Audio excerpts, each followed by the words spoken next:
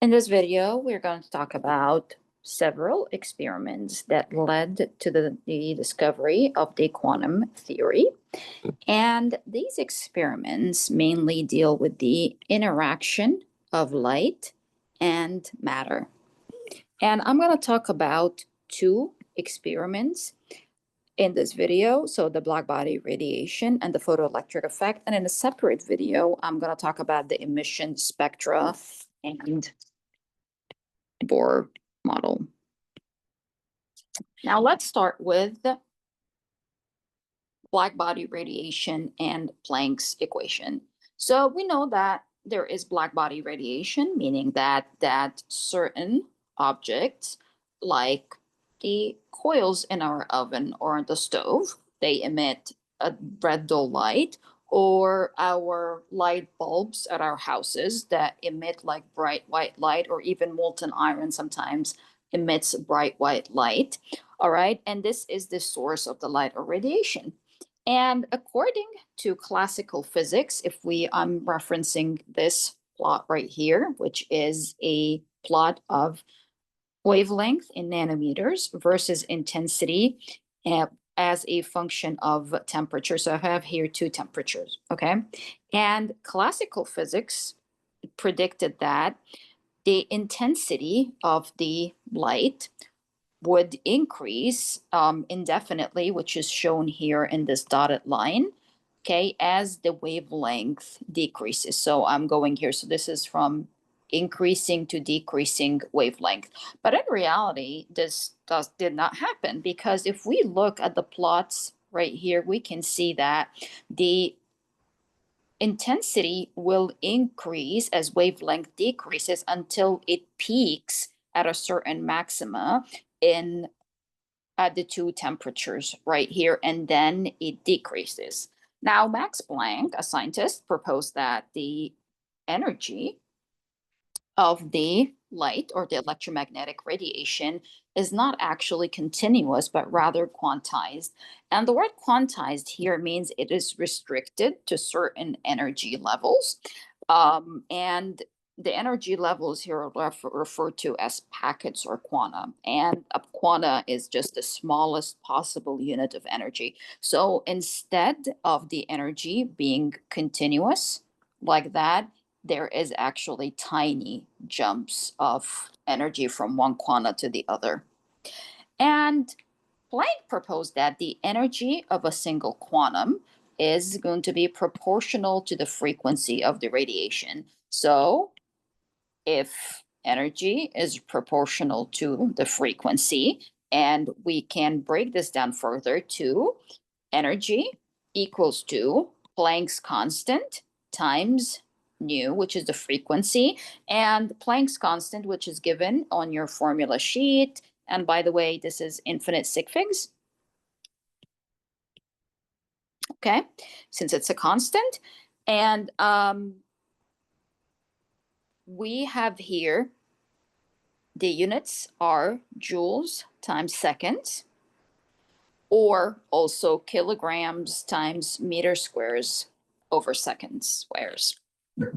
All right, now let's move on to Einstein and the photoelectric effect. So let's first start by what is the photoelectric effect. So the photoelectric effect occurs when you have certain metals. So if we're looking at this example, and you strike the surface of these metals with a light at a very specific frequency. And this very specific frequency, I'm going to talk about it in a little bit, which is very important. And when you reach that certain frequency, the surface of the metal starts to emit electrons. All right. Now, this particular frequency that I was referring to is called the threshold frequency. So the light hitting the surface of the metal must reach the threshold of that frequency to be able to knock off the electrons. All right. And I really like this illustration right here, because really it explains the concept of the threshold frequency. So if we look at the first picture, at the very left right here, this is a photoelectric effect experiment setup. And you have here, this is your metal, and this is the light that is hitting the surface of the metal. And note that the wavelength is still lower than the threshold frequency, so no electrons are emitted. Now in the second picture right here, you can see that the frequency is higher, okay, compared to the first incident light. And since now this passed the threshold frequency, all right, and you can see that this is the result right here. No, the critical frequency or the threshold frequency is not surpassed, but here we pass the threshold frequency and then electrons start being emitted. Now, if I increase the concentration of light, meaning that since I passed the threshold frequency and now I can increase the concentration of light because it's now instead of 3, okay, instead of 1, I have 3, and now I'm emitting more electrons. So now I surpassed the threshold frequency, and now instead of having low intensity light, I have high intensity light. All right. So a very good analogy is if you try to attempt to break the glass of a window using a ping pong ball, okay? And I'm referring here to the ping pong ball as the frequency that is lower than the threshold frequency. So if you try to hit the window, nothing will happen. And if you use 100 ping pong balls, or not 100, I will say 10 ping pong balls, still, you don't have that energy to break that window. But versus when you have the baseball, a baseball right here is the threshold frequency or something that's higher. So you're surpassing it.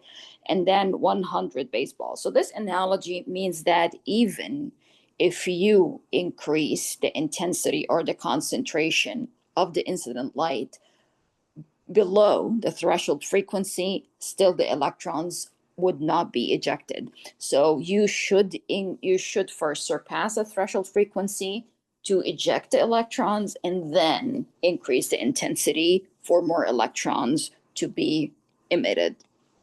Now, based on these observations, Einstein proposed that light has actually a dual nature.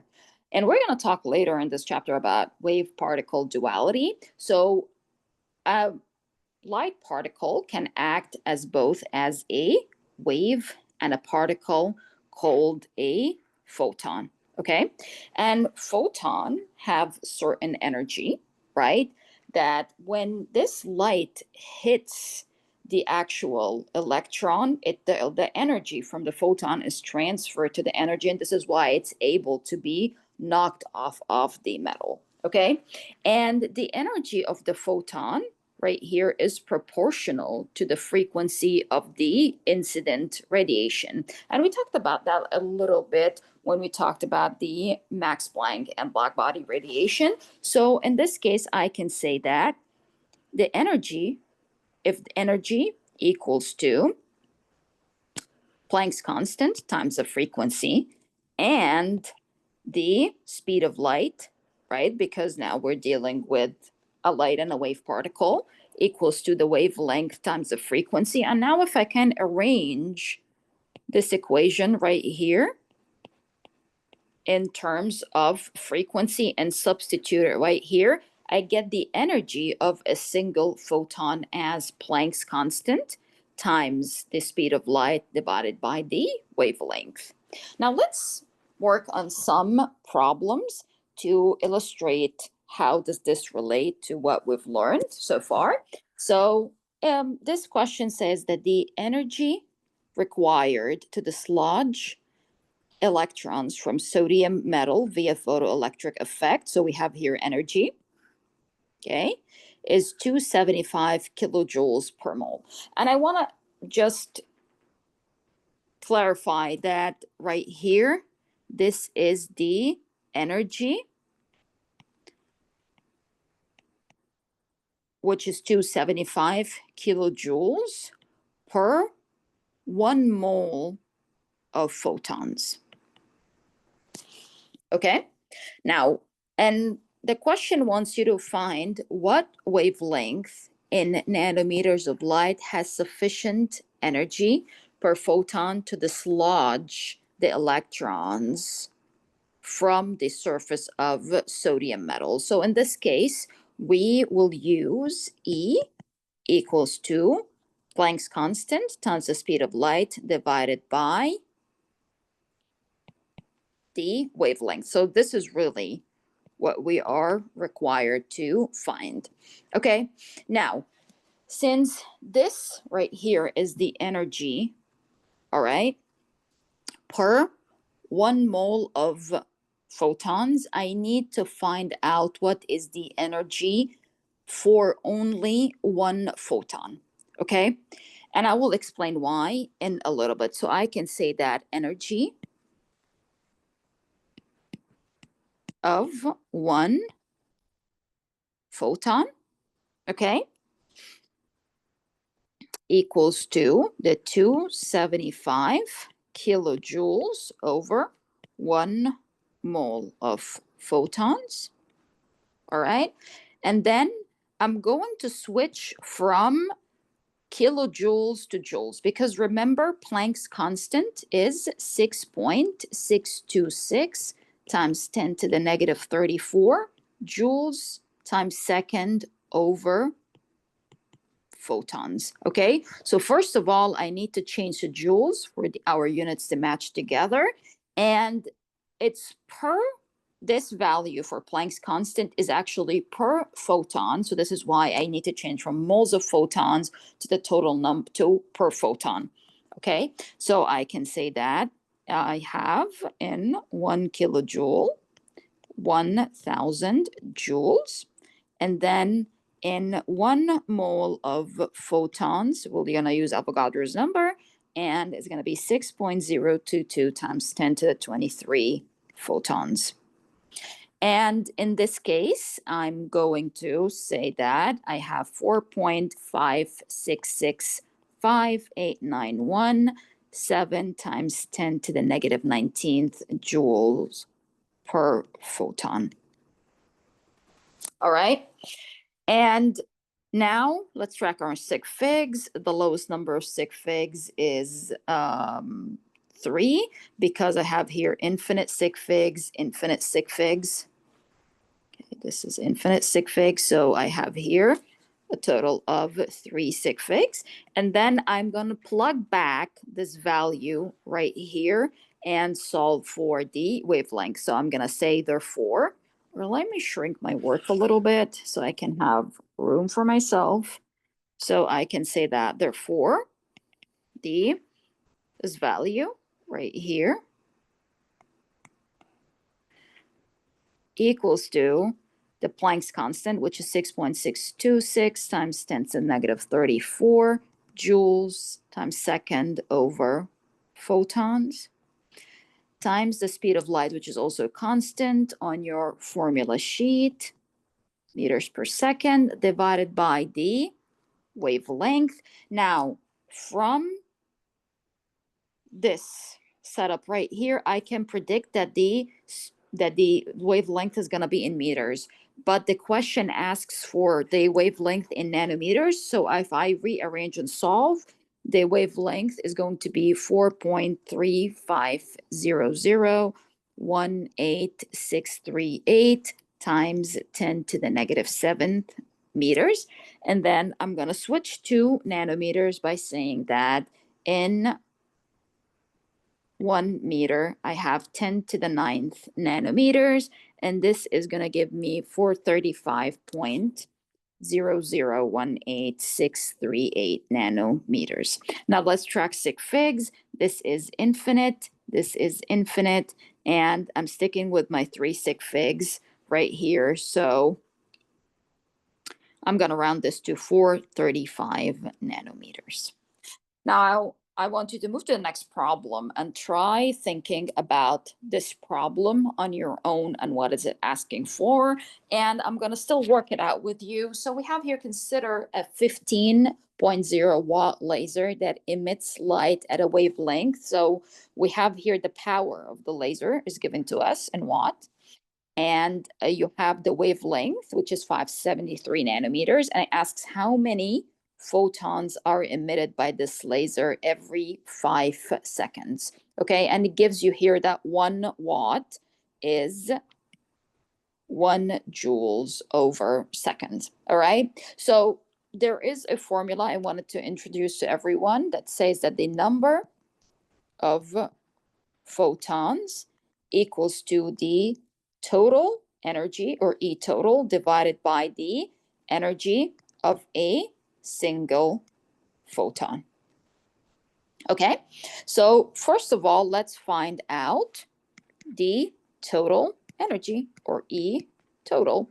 All right, and the total energy can be found from here, from the power of the laser and the time, right? So if I can say that 15.0 watts, okay, and then I can say that because I have 15 watts, which is considered as 15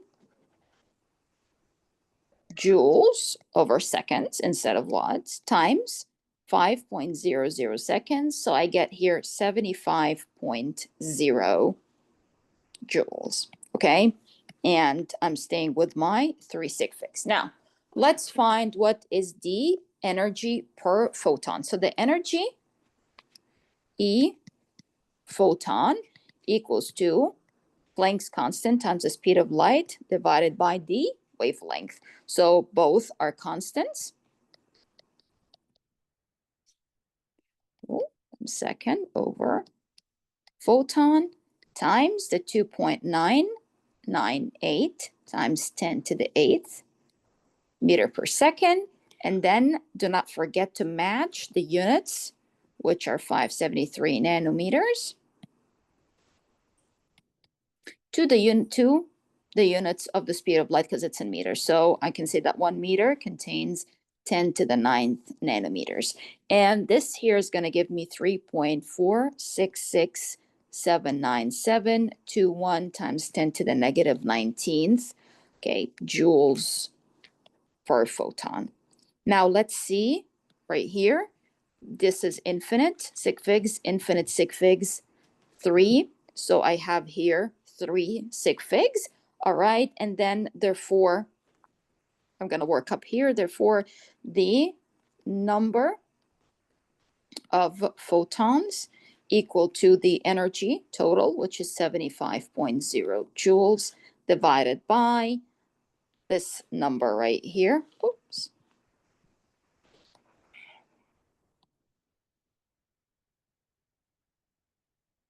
All right, and this should give me 2.163380073 times 10 to the 20 photons.